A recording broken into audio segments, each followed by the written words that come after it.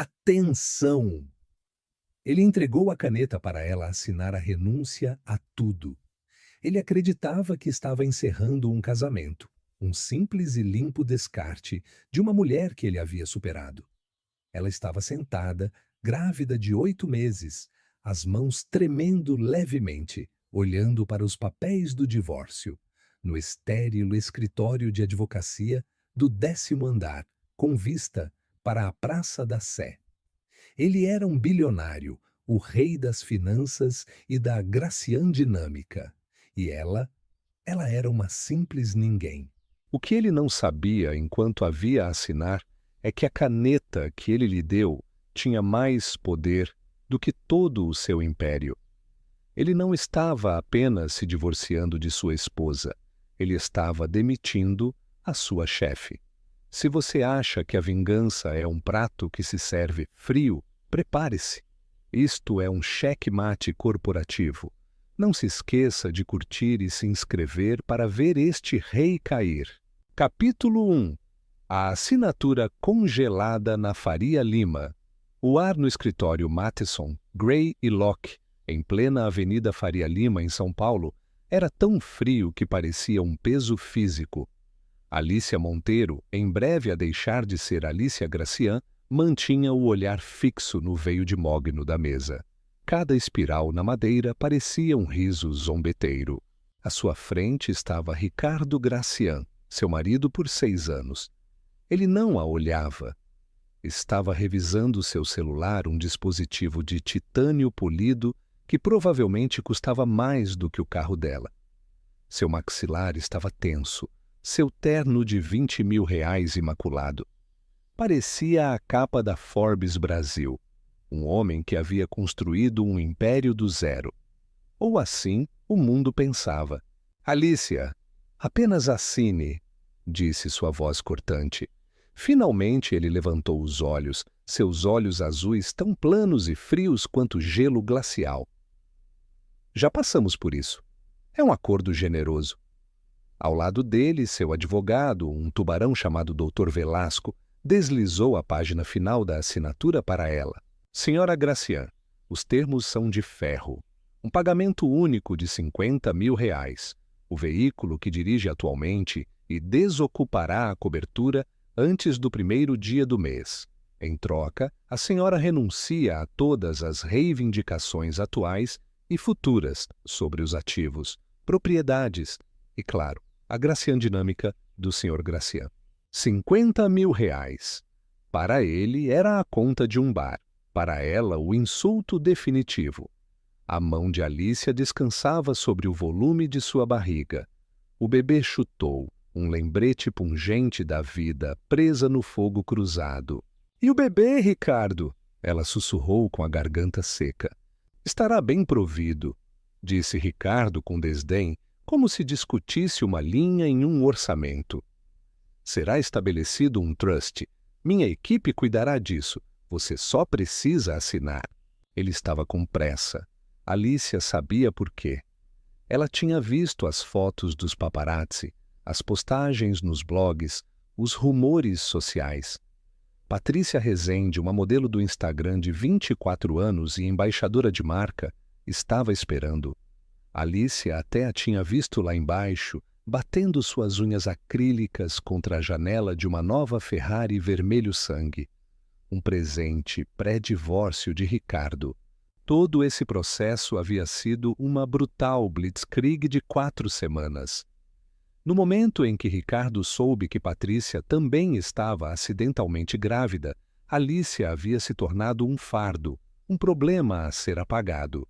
Você não construiu nada, Alicia. Ele a tinha repreendido na semana passada em sua vasta e vazia cobertura quando ela tentou apelar ao homem com quem se casou. Você era uma historiadora da arte, uma bibliotecária.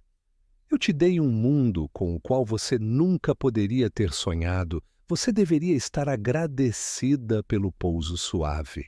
Ela olhou para a caneta em sua mão. Era uma pesada Montblanc de laca preta. Um presente que ela havia lhe dado há 5 anos, quando fecharam seu primeiro grande negócio. Ele havia se esquecido, é claro.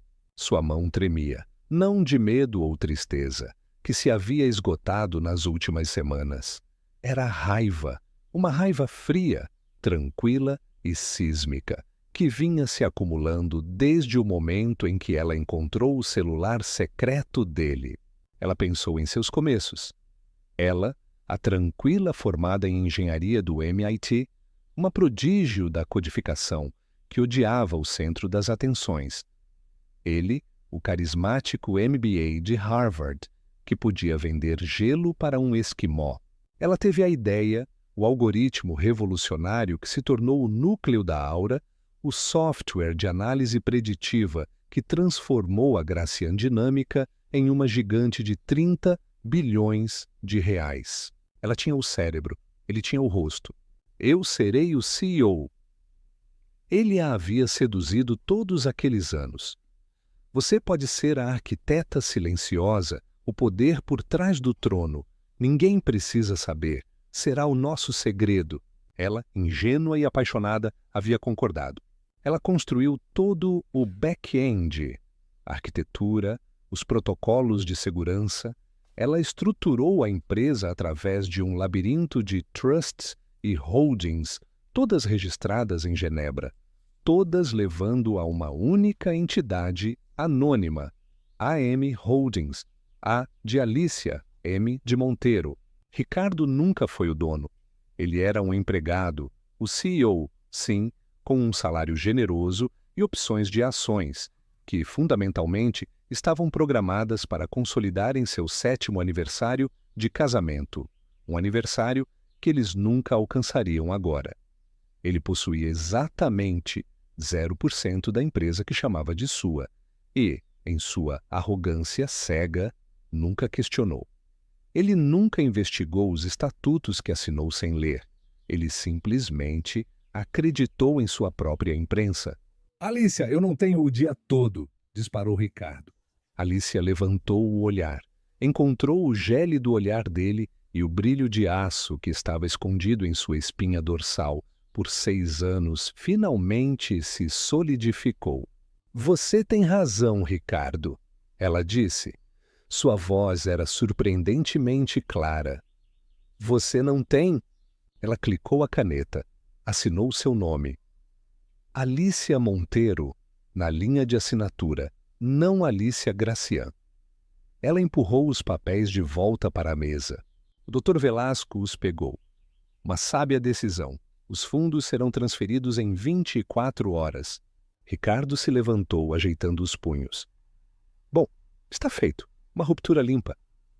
Ele não estendeu a mão, não se despediu, simplesmente se virou e saiu da sala, seus passos ecoando no silêncio. Ele já estava falando em seu celular, sem dúvida ligando para Patrícia. Está resolvido, ela o ouviu dizer enquanto a porta se fechava. Alicia permaneceu sentada. Seu advogado e amigo de confiança, um homem tranquilo, chamado Dr. Marcelo Tavares, entrou de uma sala adjacente onde estava esperando. Ele era a única outra pessoa na Terra que sabia a verdade. Ele era o amigo mais antigo de seu pai, seu procurador no conselho e o executor de seu trust. O selo está quebrado, disse Marcelo, com a voz grave. Ele pôs fim à sua reivindicação conjugal. Exatamente, disse Alicia. Ela colocou ambas as mãos sobre a barriga. Ele negociou minha própria indenização, R$ 50.000. Marcelo olhou para ela, seus olhos cheios de uma lealdade feroz e protetora. O protocolo Jano está ativo há 6 semanas, Alicia. Desde que você encontrou o celular, temos tudo. O protocolo Jano, seu último recurso de segurança. Um sistema de back-end que ela havia codificado no núcleo da Aura. Invisível para todos. Ele foi projetado para espelhar e registrar toda a atividade executiva de alto nível, especificamente marcando transferências financeiras, exfiltração de dados e discrepâncias de comunicação. Foi projetado para pegar um inimigo. Ela nunca sonhou que seria seu marido. E o que ele encontrou? Perguntou Alicia, embora já soubesse. Fraude, disse Marcelo com a voz sombria. Conspiração. Ele e a senhora Rezende não estavam apenas planejando férias. Eles estavam criando empresas de fachada nas Ilhas Cayman. Ele estava desviando fundos, seus fundos, para contas no nome dela. Ele estava planejando sangrar a empresa, declarar falência e culpar uma queda do mercado, tudo enquanto ele e sua amante viviam dos milhões roubados. Alicia fechou os olhos. A traição era mais profunda do que ela poderia ter imaginado. Ele não estava apenas a deixando, ele estava tentando destruir o trabalho de sua vida. Ela se levantou, lentamente. A mulher grávida que havia entrado no escritório, parecendo derrotada, havia-se ido. Em seu lugar estava a dona. "Inicie o bloqueio, Marcelo", ela ordenou. "Congele o acesso corporativo dele, tudo. Notifique o conselho de uma reunião de emergência, inegociável, dentro de 2 semanas, e envie um convite de cortesia à CVM, Comissão de Valores Mobiliários. Acho que eles estarão muito interessados no que o Sr. Gracian tem feito." Ela caminhou até a janela, observando a Ferrari vermelha acelerar para longe da calçada. "Ele quer uma ruptura limpa", Alicia sussurrou para seu filho não nascido. "Nós daremos a ele." Interação com a audiência. A bibliotecária acaba de ativar o protocolo Jano. Se você estivesse no lugar de Alicia, teria assinado o divórcio imediatamente para garantir sua inocência legal? Ou teria lutado por cada centavo desde o início? Comente sua estratégia. E se você já está sentindo a tensão, dê o seu like e inscreva-se para não perder a queda de Ricardo. Capítulo 2. O bloqueio. Jano. As 2 semanas seguintes foram as melhores da vida de Ricardo Gracian. Ele se sentia livre. O mundo era dele. Ele e Patrícia deram uma luxuosa festa de divórcio na cobertura, a mesma que Alicia tinha até o 1º dia do mês para desocupar. Eles não se importaram. Trocaram as fechaduras enquanto Alicia estava em uma consulta pré-natal. Ricardo estava na varanda, uma taça de champanhe na mão. Patrícia se aninhava nas costas dele. A cidade brilhava abaixo deles, um reino que ele havia conquistado. "Há novos começos, querido", Patrícia ronronou, beijando seu pescoço. Ela era linda, toda ângulos agudos e perfeição fabricada. E por se livrar daquela ratinha chata, qual era o nome dela mesmo? "Tanto faz", Ricardo riu. Ele se sentia poderoso, invencível. Ele acabara de fechar um negócio maciço, ou assim pensava, transferindo 50 milhões de reais para um novo fundo de desenvolvimento. A conta das Ilhas Cayman, que ele e Patrícia controlavam. Foi ridiculamente fácil. O sistema mal piscou. Seu celular vibrou. Era seu diretor financeiro, Daniel Costa. Ricardo suspirou, irritado com a interrupção. "O que foi, Daniel? São 10 da noite." A voz de Daniel estava tensa, em pânico. "Ricardo, temos um problema, um grande. O sistema está bloqueado." "O que você quer dizer com bloqueado?" Ricardo disparou. "Falha de TI. Conserte. Você. Você não entende. Não é uma falha. É um bloqueio de segurança. Um protocolo Jano. Eu nunca ouvi falar. Todos os nossos dados centrais, nossas finanças, nossos modelos de projeção estão todos em firewall. E, Ricardo, todos os privilégios de transferência de fundos executivos foram revogados em todo o sistema." O sangue de Ricardo gelou. "O quê? Quem autorizou?" "Eu não sei!" Daniel estava quase gritando. "Vem do topo da própria matriz, a AM Holdings." AM Holdings? Ricardo repetiu, não reconhecendo o nome. "É só o Trust Guarda-Chuva.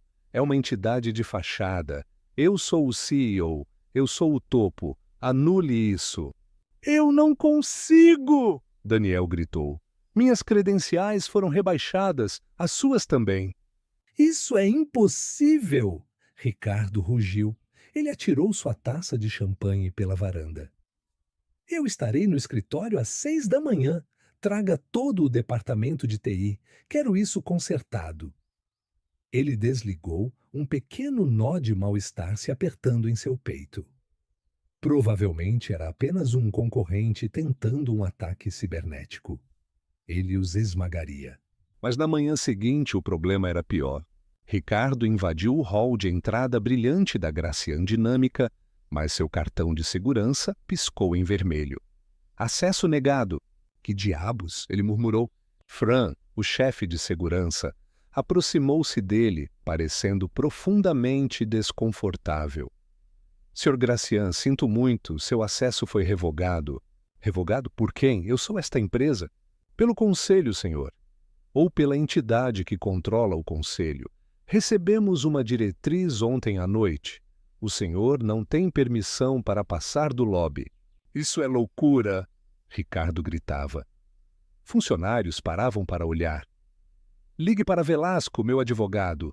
Ele estava discando o número de seu advogado quando um e-mail chegou em seu celular. Era de um endereço que ele nunca tinha visto. Leland Holdings. Genebra. Assunto: reunião obrigatória de acionistas e revisão do conselho. Sr. Gracian, sua presença é requerida em uma reunião obrigatória de acionistas. Data: amanhã, 17 de novembro. Hora: 9 Rio. Local: o Grande Auditório, Torre Gracian. Sua presença é inegociável. Esta reunião abordará graves irregularidades na governança corporativa e desembolsos financeiros. Um representante do acionista majoritário, AM Holdings, presidirá. O coração de Ricardo martelava. Reunião de acionistas. Eu sou o acionista. Ele passou as 24 horas seguintes em um borrão de pânico. Seu advogado, o Dr. Velasco, estava pálido. Ricardo, o véu corporativo desta AM Holdings é de ferro.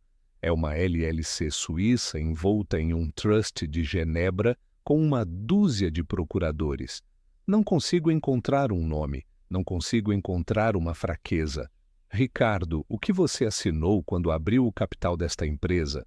O acordo padrão. O que o advogado da família de Alicia redigiu? Aquele velho, Dr. Marcelo Tavares. Sua voz falhou. Marcelo Tavares. O homem tranquilo e modesto que esteve em seu casamento. O homem com quem Alicia tomava café uma vez por mês. Aquele que ele havia listado como contato de emergência. Uma náusea, fria e terrível, começou a se acumular em seu estômago. Não, ele sussurrou. Não é possível. Ele olhou para Patrícia, que estava reclamando que seus cartões de crédito tinham sido recusados. Ricardo, conserta isso. Meu dia de spa está marcado. Cala a boca! Ele gritou. Apenas cala a boca! Ele iria a essa reunião. Ele descobriria quem era AM Holdings e os destruiria. Ele era Ricardo Gracian. Ele construiu isso e ninguém iria tirar isso dele. Capítulo 3. A arquiteta desvelada. O grande auditório estava lotado. Cada funcionário da Gracian Dinâmica, do entregador à alta administração, estava presente. A imprensa havia sido convidada, alinhando a parede traseira com câmeras, sentindo o cheiro de sangue. O conselho de administração, as pessoas que Ricardo havia contratado, estava sentado na primeira fila. Com o rosto sombrio, Ricardo Gracian invadiu às 8h59. Ele vestia seu terno mais poderoso, seu rosto uma máscara de fúria controlada. Ele ignorou os sussurros, os olhares, o clique das câmeras. Ele marchou diretamente para o pódio no palco, com a intenção de tomar o controle. Qual é o significado disto? Ele trovejou, sua voz ecoando. Esta reunião é ilegítima. Eu sou o CEO e o acionista majoritário desta empresa. Quem for responsável por isso, por este golpe de Estado, será processado com todo o peso da lei. As luzes do auditório diminuíram. O telão atrás do pódio ganhou vida. Por favor, sente-se, Sr. Gracian. A voz era feminina. Era tranquila. Estava amplificada, ressoando na sala. E era familiar. Ricardo congelou. Ele se virou para a tela. Não era um logotipo. Era uma transmissão de vídeo ao vivo. Uma mulher estava sentada em um cômodo simples e bem iluminado. Ela não estava de tailleur. Ela usava um suéter simples e confortável. Seu cabelo estava preso. Ela parecia cansada, mas seus olhos eram como aço. Em seus braços, enrolado em um cobertor branco e macio, havia um bebê recém-nascido. Era Alicia. O auditório inteiro ofegou. O rosto de Ricardo ficou branco. Alicia, o que é isso? O que você fez? Eu? Alicia replicou, sua voz ressoando com um poder que ninguém naquela sala jamais tinha ouvido. Estou apenas participando da minha primeira reunião geral. Já era hora. Isto é uma piada. Ricardo gaguejou, rindo. Mas era um som agudo e fraco. Você é minha ex-esposa. Você é historiadora da arte. Você não tem autoridade aqui. Segurança, tirem esta transmissão da tela. Sua equipe de segurança agora se reporta a mim, Ricardo, disse Alicia calmamente. Assim como seu conselho de administração, assim como seu diretor financeiro, assim como todos nesta sala. Ela ajeitou o bebê adormecido em seus braços. Bom dia a todos. Para aqueles que não me conhecem, meu nome é Alicia Montero. Vocês me conheciam como Alicia Gracian, a esposa tranquila do CEO. Mas Alicia Montero é o nome com o qual eu nasci. E é o nome na escritura fundadora da AM Holdings, o Trust, que é o único proprietário de 100% da Gracian Dinâmica. Uma onda de choque percorreu a multidão. Os membros do conselho olhavam fixamente para a frente. Eles sabiam. Marcelo Tavares claramente já os havia informado. Isto é uma mentira, Ricardo guinchou. Uma invenção, é? O olhar de Alicia era inabalável. Vamos perguntar ao sistema. Eu o construí, afinal. Ela digitou algo em um teclado fora da câmera. A tela se dividiu. De um lado estava o rosto dela. Do outro, uma cascata de código. Documentos de patentes originais e projetos digitais. Este é o código-fonte da Aura, explicou Alicia. Escrito por mim no MIT há 7 anos. Aqui estão os pedidos de patente arquivados pela AM Holdings. E aqui, a tela mudou para um documento. Está o contrato de emprego de CEO que você assinou há 6 anos, Ricardo. Ela deu zoom em uma cláusula.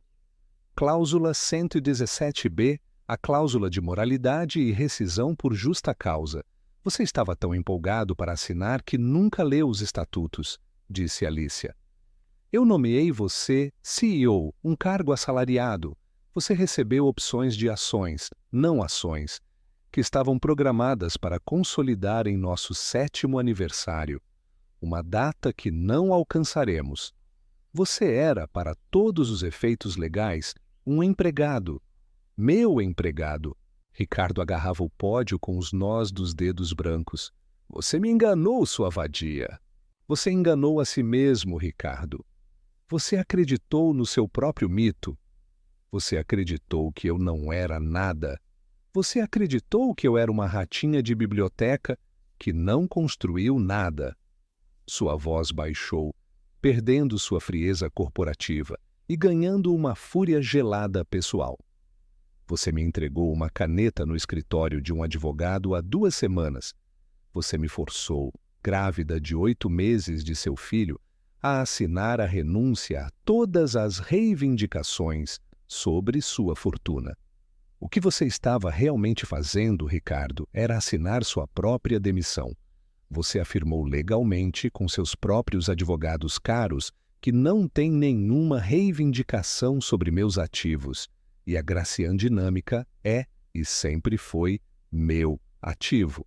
A sala estava em absoluto silêncio. O único som era o clique das câmeras. Mas esta reunião não é apenas sobre uma mudança de liderança, continuou Alicia. É sobre um crime. Um crime? Repetiu Ricardo. Sua bravata finalmente se quebrou, revelando puro pânico por baixo. O que você está falando? Minhas projeções são ficção, Ricardo.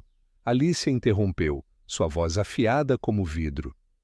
Nas últimas 6 semanas, tive o protocolo Jano ativo. Ele marca irregularidades. Que irregularidades ele encontrou? A tela mudou novamente. Agora era um fluxograma, uma teia de contas offshore, empresas de fachada e transferências bancárias.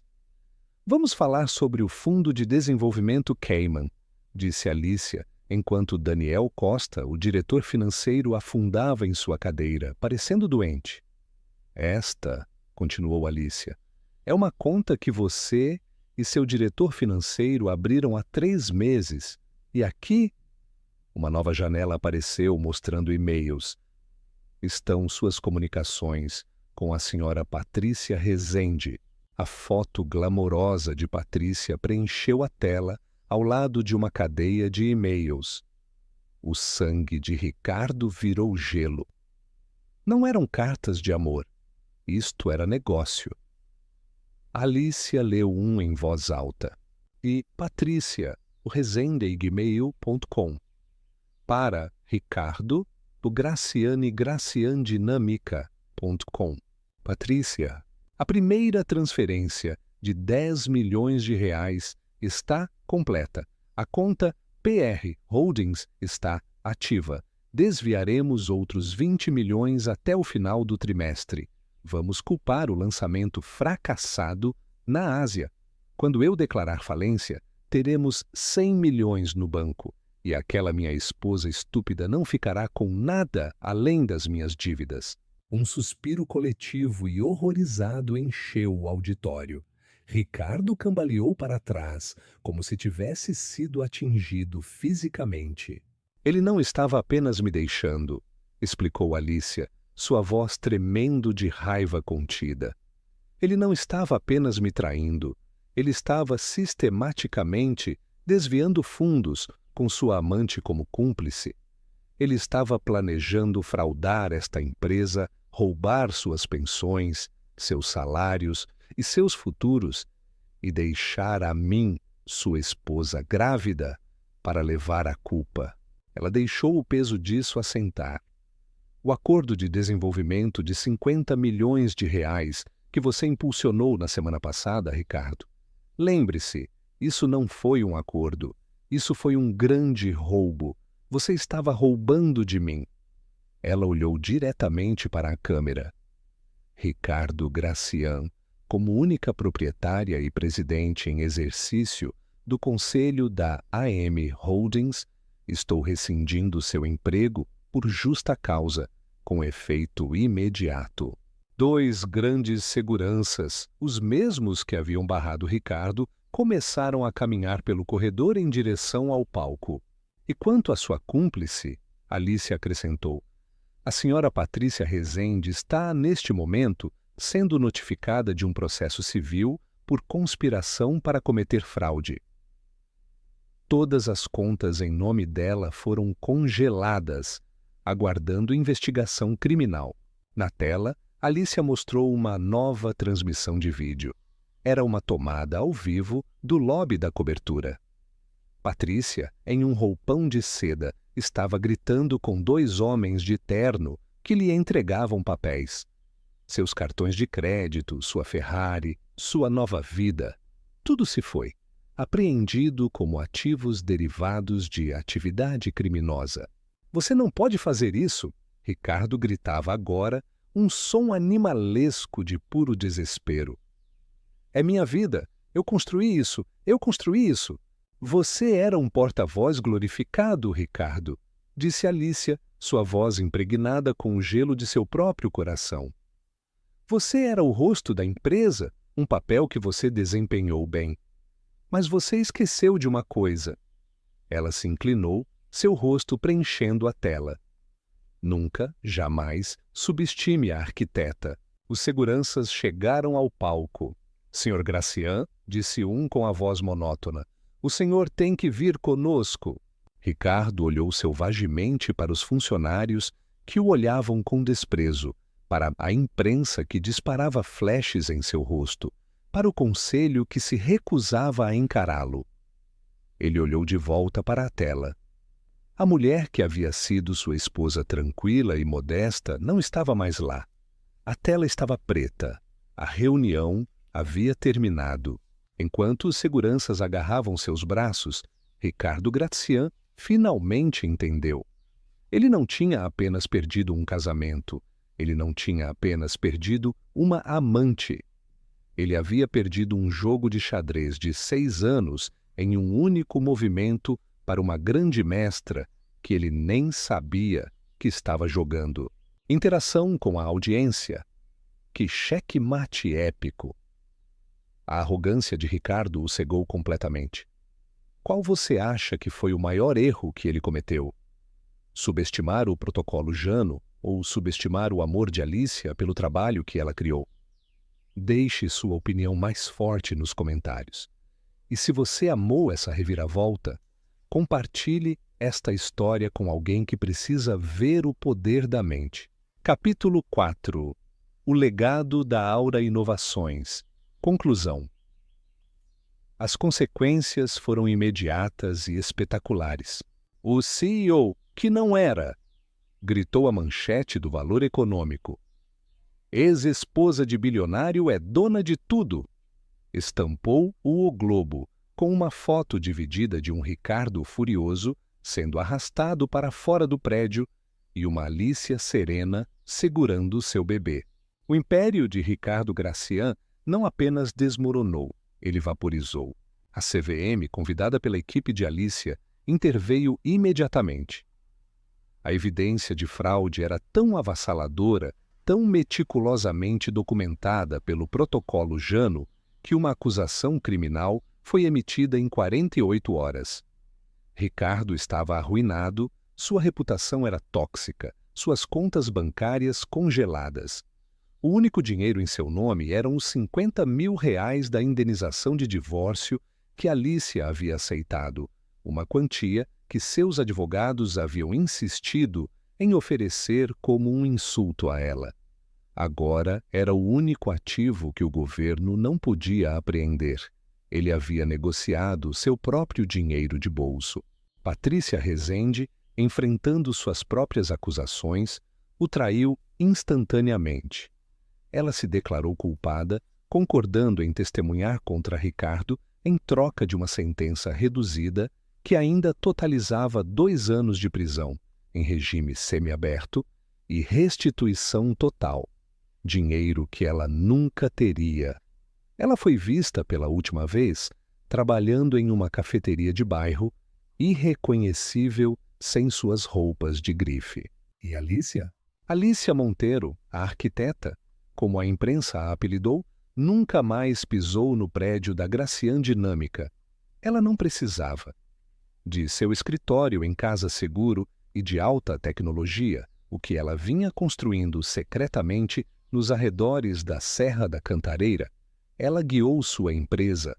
Dr. Marcelo Tavares foi nomeado CEO interino, encarregado de limpar a casa. Daniel Costa, o diretor financeiro, foi demitido e enfrentou suas próprias acusações. Todo o conselho foi destituído. Alicia reconstruiu sua empresa do zero. Ela a renomeou, abandonando o nome que havia se tornado uma mancha. Gracian Dinâmica foi dissolvida, e de suas cinzas surgiu a Aura Inovações. Ela ascendeu de dentro, encontrando os engenheiros e gerentes talentosos que Ricardo havia negligenciado. Ela redirecionou a empresa para sua tecnologia central, para a inovação sustentável e o uso ético de dados, os princípios que ela sempre havia imaginado. Ela nunca deu uma entrevista de televisão, nunca posou para uma revista. Ela era apenas um nome em um memorando, uma voz em uma teleconferência. Mas sua presença era sentida em todos os lugares. A empresa, liberta do ego e da ganância de Ricardo, prosperou. As ações dispararam para novas alturas. Enquanto isso, Alicia se concentrou em seu próprio novo começo. Sua filha, Ana Monteiro, tinha os olhos brilhantes e curiosos de sua mãe. Alicia se sentava com ela no berçário, codificando em um laptop com uma mão enquanto segurava sua filha com a outra. Ela finalmente havia encontrado uma maneira de ser tanto a arquiteta quanto a mãe, em seus próprios termos. Ela tinha o trabalho de sua vida. Ela tinha uma filha. Ela estava livre. A vida de Ricardo foi o inverso. A multa de R$ 2 milhões significava que ele estaria endividado para sempre. Os R$ 20 mil que lhe restaram após os honorários iniciais de seu advogado foram gastos no depósito de seu apartamento sórdido na periferia de São Paulo. Ele foi designado para a limpeza de rodovias para seu serviço comunitário. 6 dias por semana, Ricardo Gracian, o homem que já esteve na capa da Fortune, vestia um colete laranja de alta visibilidade e recolhia lixo no acostamento da Via Dutra. No primeiro aniversário da reunião no auditório, ele estava em seu apartamento. O aquecedor estava quebrado.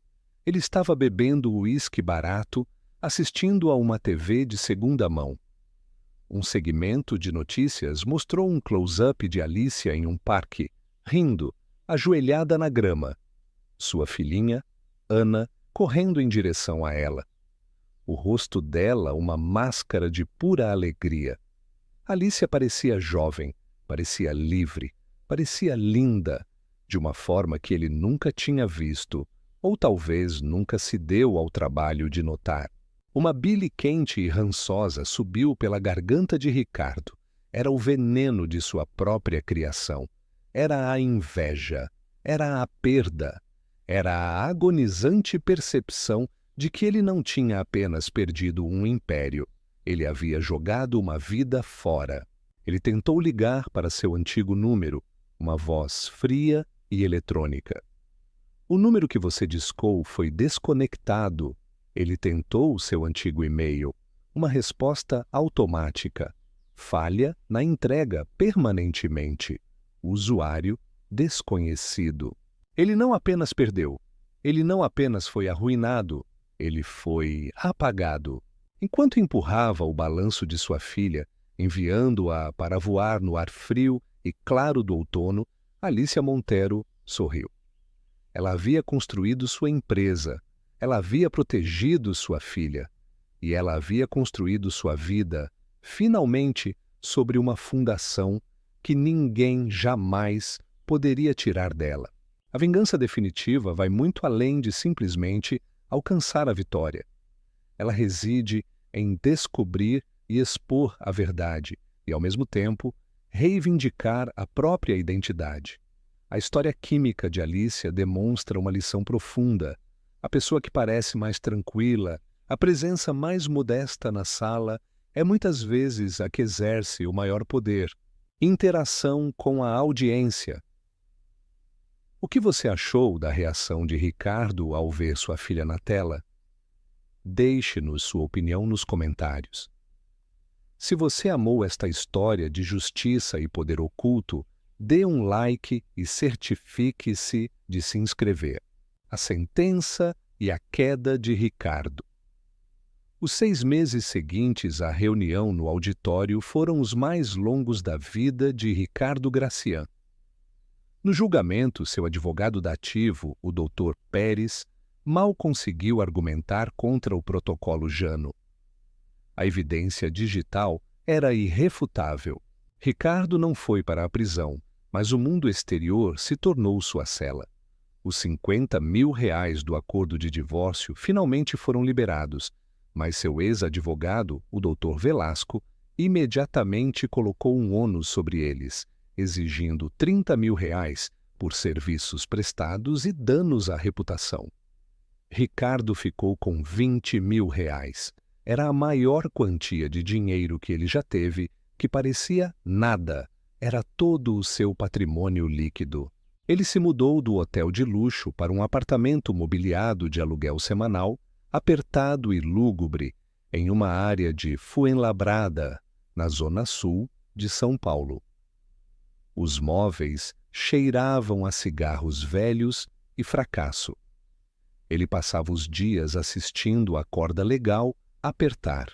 Ele teve que contratar um novo advogado, um homem chamado Dr. Lopes, um defensor público convertido em advogado particular que trabalhava em um shopping center caindo aos pedaços.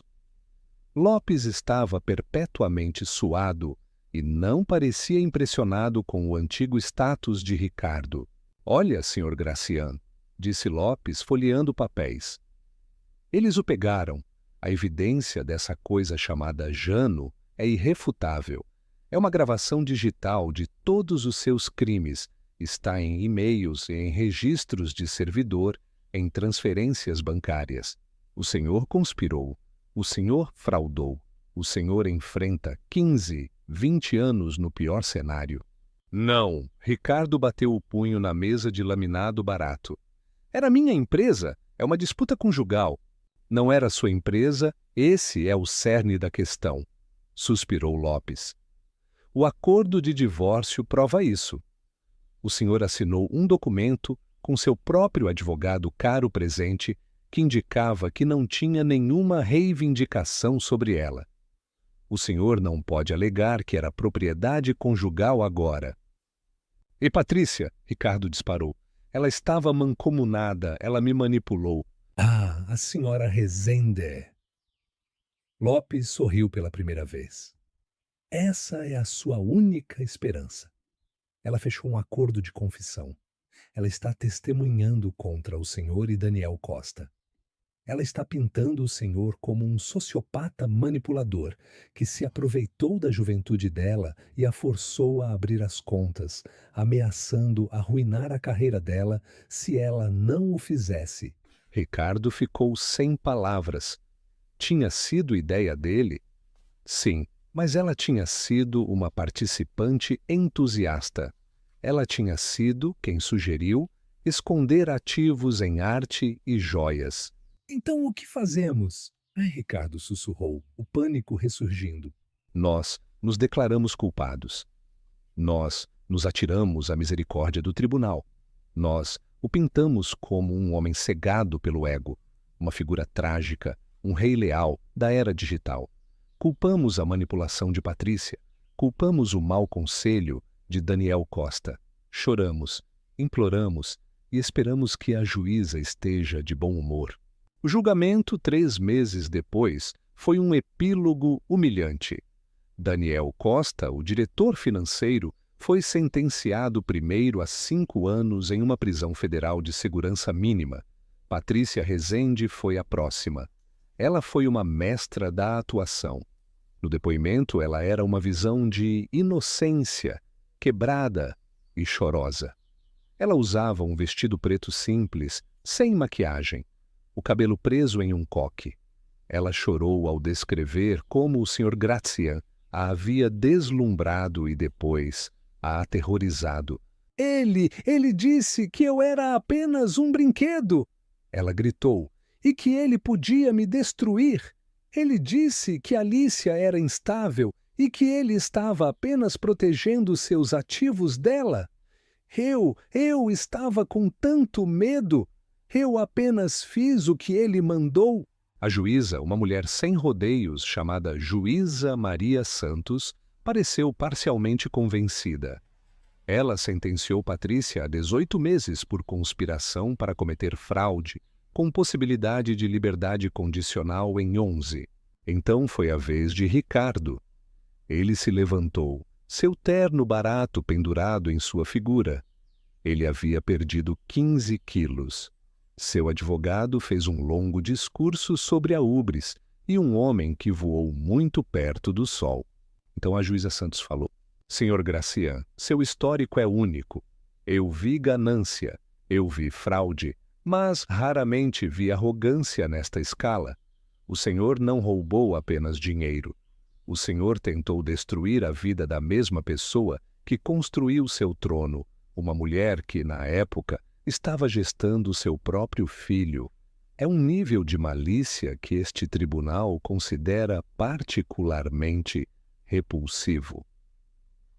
Os joelhos de Ricardo vacilaram. Seu advogado o segurou. No entanto, continuou a juíza, duas coisas impediram-me de impor a sentença máxima. Primeiro, sua cúmplice, a senhora Rezende, foi de fato a principal beneficiária dos fundos líquidos. Suas contas foram congeladas antes que o senhor pudesse obter ganhos pessoais, além dos fundos desviados que usou para presentes e viagens. Segundo, e o mais importante, a vítima, neste caso, a senhora Alicia Monteiro, já recuperou todos os ativos corporativos. Graças à sua extraordinária previsão, a empresa não faliu. As pensões não foram perdidas. O senhor está sendo sentenciado, portanto, não por um roubo concluído, mas pela tentativa. A juíza Santos bateu seu martelo. O tribunal sentencia o senhor a 5 anos de liberdade condicional por crime grave. O senhor deverá cumprir 5.000 horas de serviço comunitário. O senhor pagará multas de restituição, totalizando 2 milhões de reais, que serão confiscadas de todos e quaisquer ganhos futuros. O senhor está permanentemente proibido de servir como oficial ou diretor de qualquer empresa de capital aberto. O senhor tem sua liquidação de 50.000 reais, senhor Gracian. É mais do que o senhor deixou para sua esposa. Dispensado. Ele não iria para a prisão. Ricardo quase desabou de alívio, mas a prisão, ele logo aprenderia, era o mundo exterior. Interação com a audiência. 5 anos de liberdade condicional e 5.000 horas de serviço comunitário. Vocês acham que a sentença da juíza Santos foi justa? Ou o castigo da humilhação pública é pior do que a prisão para alguém como Ricardo? Deixem-me sua opinião nos comentários. Prisão ou humilhação pública? O brilho da aura e a luta de Alicia. Os 9 meses seguintes foram o epílogo. Enquanto a vida de Ricardo era uma lenta e irritante humilhação, Alicia Monteiro prosperava. Aura Inovações foi a história de retorno da década. Após a queda inicial das ações, Alicia havia garantido pessoalmente uma recompra usando seu próprio trust. Foi uma demonstração de confiança de cair o queixo. Ela nunca foi vista em público. Nunca concedeu uma entrevista de televisão. A Forbes e o Valor Econômico publicaram reportagens massivas sobre a arquiteta, mas tiveram que usar a única foto de imprensa granulada de seu casamento. Ela se tornou uma lenda, a mulher invisível e brilhante que deu cheque-mate no rei. Ela investiu dezenas de milhões no Fundo Ana Monteiro, sua fundação para apoiar mulheres em STEM, que já havia se tornado a maior do tipo no Brasil. Ela era mãe. Passava seus dias trabalhando em novo código, orientando sua nova diretoria escolhida a dedo, e suas tardes no Parque do Ibirapuera com sua filha Ana, que estava começando a engatinhar. Ela estava pela primeira vez em sua vida adulta, completa, inexpugnavelmente feliz. A vida de Ricardo era o inverso. A multa de 2,5 milhões de reais significava que ele estaria endividado para sempre. Os 20.000 reais que lhe restaram após os honorários iniciais do Dr. Lopes quase haviam desaparecido, gastos no depósito de seu sórdido apartamento e comida barata. Ele tinha que trabalhar. Ele tinha que fazer seu serviço comunitário. Sua oficial de condicional, uma mulher chamada Sra. Petrov, o designou para a limpeza de estradas. 6 dias por semana, Ricardo Gracian, o homem que já esteve na capa da Fortune, vestia um colete laranja de alta visibilidade e recolhia embalagens de fast food e fraldas sujas no acostamento da rodovia dos Bandeirantes. Os carros passavam a toda velocidade, seus ocupantes alheios. Mas, às vezes, alguém o reconhecia. Diminuíam a velocidade. Tiravam uma foto com o celular. Uma vez, um caminhoneiro jogou um cachorro-quente pela metade para ele, gritando: "Ei, Gracian, pega essa!" Ele era uma piada, um meme vivo. Ele tentou vender seus últimos ativos restantes. Ele tinha um relógio Patek Philippe que havia escondido, uma obra-prima de 100 mil euros. Ele o levou a uma loja de penhores em um bairro de má reputação. O agiota, um homem chamado Gus, estreitou os olhos. Então olhou para ele. "Puta merda!" Gus sussurrou, o reconhecimento amanhecendo. "É você, é o Ricardo Gracian." "Apenas me deu dinheiro pelo relógio", disse Ricardo, a voz morta. Cara, você caiu feio, disse Gus, quase com admiração. Uma queda dessas é bíblica. Eu te dou 5.000. "Ele vale 100 mil. Para quem? Para um cara que não é você? Para você. Vale 5 mil. Esse é o meu preço, senhor CEO." Ricardo pegou o dinheiro. Ele usou para pagar o aluguel. Ele estava verdadeiramente invisível. Pessoas esbarravam nele na rua e não pediam desculpas. Ele era apenas mais um homem cansado e derrotado em um casaco barato, seu rosto cinzento de vergonha. Na cidade, no primeiro aniversário da reunião no auditório, ele estava sentado em seu apartamento. O aquecedor estava quebrado. Ele estava bebendo uísque barato de uma garrafa de plástico, assistindo a uma pequena TV de segunda mão que havia comprado em uma loja de caridade. Um segmento de notícias local, onde eles estão agora, apareceu. Passou um ano desde a dramática queda do homem dos 50 mil reais, Ricardo Gracian, disse a apresentadora. Uma foto de seu rosto, gritando daquele dia, apareceu na tela. Estamos acompanhando os principais atores. A tela mostrou uma Patrícia Rezende, pálida e magra, saindo de um táxi. Ela havia sido libertada de uma prisão de segurança mínima na Tijuca no mês passado. Atualmente, ela estava trabalhando em uma cafeteria em um bairro operário. Em seguida, eles passaram para um analista financeiro. A jogada de Alicia Montero foi simplesmente a manobra corporativa mais brilhante do século XXI. Ao forçá-lo a finalizar aquele divórcio primeiro, ele legalmente desautorizou qualquer direito ao império. Ele pensou que estava dando à esposa um insulto de 50 mil reais. Na verdade, ele estava negociando seu próprio patrimônio líquido final. Foi poético, foi de gênio. Ricardo olhou para a tela, as mãos tremendo. Então, uma nova imagem apareceu. Era uma foto paparazzi sincera, tirada com uma teleobjetiva. Era Alicia. Ela estava em um parque, rindo. Estava ajoelhada na grama, os braços abertos. Uma menininha, Ana, corria em direção a ela. O rosto dela, uma máscara de pura alegria. Alicia parecia jovem, parecia livre, parecia bonita, de uma forma que ele nunca tinha visto, ou talvez nunca se deu ao trabalho de notar. Uma bile quente e rançosa subiu pela garganta de Ricardo. Era o veneno de sua própria criação. Era a inveja.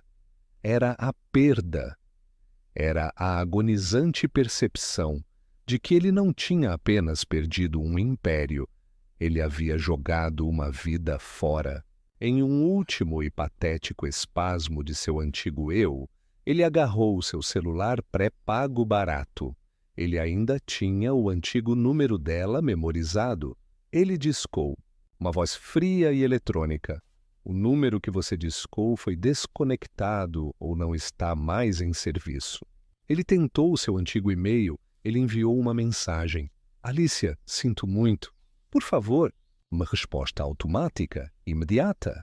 Falha na entrega, permanentemente. Usuário desconhecido. Ele não apenas perdeu, ele não apenas foi arruinado, ele foi eliminado. Ricardo Gracian desabou de volta em seu sofá esburacado. A garrafa de uísque escorregou de sua mão, derramando o resto de seu conteúdo sobre o carpete manchado. A TV continuava falando sobre esportes. Ele estava total, final e completamente sozinho. Ele era o homem dos 50 mil reais. 50 quilômetros de distância, naquele mesmo parque, o telefone de Alicia Montero vibrou. Ela estava empurrando Ana em um balanço. Era uma mensagem de Marcelo. Os últimos litígios civis estão resolvidos, Alicia. As multas de Ricardo estão registradas. Tudo feito. Você está completa e finalmente livre. Alicia sorriu. Um sorriso real, genuíno. Ela guardou o telefone e se virou para a filha. Mais alto, mamãe, mais alto! Ana ria. Mais alto será, disse Alicia, empurrando o balanço, enviando sua filha para voar no ar fresco e claro do outono. Ela havia construído sua empresa, ela havia protegido sua filha, e ela havia construído sua vida, finalmente, sobre uma fundação que ninguém jamais poderia tirar dela. O último ato da solidão. 5 anos e meio se passaram. A liberdade condicional de Ricardo Gracian havia terminado, mas sua sentença da vida era permanente. A multa de 2 milhões de reais, com juros, crescia como um câncer financeiro. Ele não coletava mais lixo na rodovia, mas sua vida havia se tornado um reflexo cinzento daquele colete laranja. Ele residia no mesmo apartamento sórdido na Zona Sul, agora trabalhando como freelancer, fazendo planilhas e apresentações para pequenas empresas de logística de segunda linha, trabalhos que ele conseguia escondendo seu passado criminoso. Ele ganhava apenas o suficiente para pagar as multas e as despesas essenciais. A humilhação não era mais um pico de adrenalina, mas o ar que ele respirava. Ele havia sido forçado a renunciar à sua arrogância, mas a havia substituído por uma amargura gelada. Em uma tarde fria de terça-feira de inverno, enquanto esperava o ônibus, um Rolls-Royce Ghost preto deslizou lentamente pela pista oposta. Ricardo não olhou para cima. Ele estava acostumado com a riqueza que não lhe pertencia mais. Mas então, o carro parou no semáforo. Através da janela fumê, que estava casualmente um pouco aberta, devido a uma falha no sistema de climatização, Ricardo ouviu o som inconfundível de uma risada infantil. Ele olhou para o carro. No banco de trás, em um ambiente de couro creme e silêncio luxuoso, havia uma menininha. Ela devia ter uns 6 anos. Ela tinha cabelos castanhos e cacheados e os olhos curiosos e brilhantes de Alicia. Era Ana.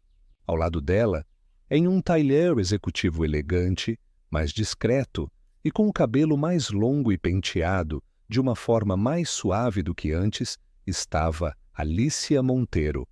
Ela não parecia mais velha. Ela parecia mais forte, mais focada.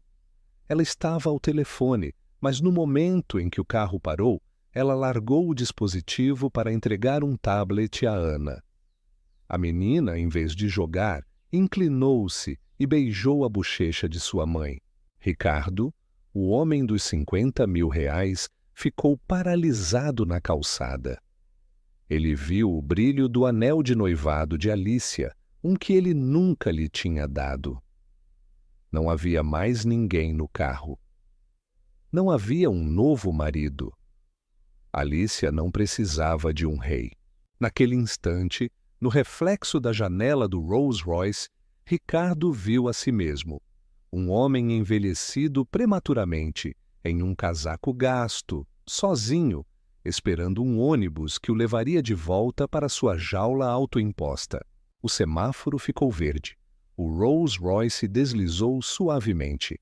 Alicia, focada no tablet de Ana, nunca o viu. Nunca reconheceu o homem que já foi o dono de sua vida. E aí estava a vingança definitiva. Não era a ruína financeira ou o escárnio público. Era a completa, absoluta e sem esforço invisibilidade que Alicia havia lhe concedido. Ele havia acreditado que ela era a que não importava. Agora, para ela, ele era um fantasma sem substância. A vitória silenciosa da arquiteta. Naquela noite, 50 quilômetros de distância, na casa que ela havia meticulosamente projetado na serra, Alicia estava revisando os planos de expansão global da Aura Inovações. A empresa, livre da ganância de Ricardo, era agora uma referência mundial em ética de dados. Ela fez uma pausa e foi ao quarto de Ana. A menina não estava dormindo. Mamãe, você pode me contar a história da mesa manca de novo? Alicia sorriu. A história da mesa manca era o seu conto de dormir favorito. Não era a história de um homem mau, mas a história de uma mulher que aprendeu a equilibrar sua própria vida. Claro, querida, sussurrou Alicia sentando-se ao lado dela. A mesa na nossa cafeteria do Ibirapuera era muito bonita, mas uma perna estava um pouco curta e o café derramava se não colocássemos um pedaço de papelão. Era instável, certo? Sim, mamãe, manca, disse Ana. E a lição, minha pequena Ana, é que não importa quão bonita a mesa pareça por fora. Se a fundação for instável, a vida se derrama. Você precisa de uma base sólida que não precise de um rei para segurá-la. Você precisa da sua própria cunha de ouro. E Ana sorriu entendendo. Minha cunha de ouro é estudar muito, certo? É isso mesmo, respondeu Alicia beijando sua testa. E saber exatamente o que você vale. Agora durma. Enquanto a pequena Ana adormecia, Alicia retirou-se para seu escritório. Ela se aproximou de sua mesa de design. Sobre o mogno polido não havia um computador, mas uma pequena peça de ouro, gravada com a data da traição e a palavra Aura. Não era a cunha da mesa original, mas era seu lembrete. Sua maior criação não foi a empresa, mas a vida estável e feliz que ela construiu para sua filha e para si mesma. Ela havia perdido um casamento, mas havia ganhado um império. E o que era mais importante, a si mesma. Reflexão final da arquiteta. A história de Alicia Montero e Ricardo Gracian nos ensina a lição mais cruel e poética da vida. A vingança não é um ato, é uma consequência. Ricardo acreditou que a assinatura em um papel era o fim. Mas a verdade é que cada erro que ele cometeu, cada mentira que ele disse, foi um tijolo que Alicia usou para construir seu próprio trono. O homem que pensou que estava apagando sua esposa foi apagado por ela sem sequer um segundo pensamento. Ele ficou com os 50 mil reais, ela ficou com a paz, o propósito e o amor incondicional de sua filha. E na balança do tempo, sabemos qual é a verdadeira riqueza. E você? Se você pudesse escrever o destino final para Patrícia Rezende, como seria? Trabalhando na mesma cafeteria que Taylor? Ou algo pior? Deixe seu final para Patrícia nos comentários. Se você amou este final épico, compartilhe esta história de justiça poética e certifique-se de se inscrever e ativar as notificações para não perder nossa próxima saga. Obrigado por nos acompanhar.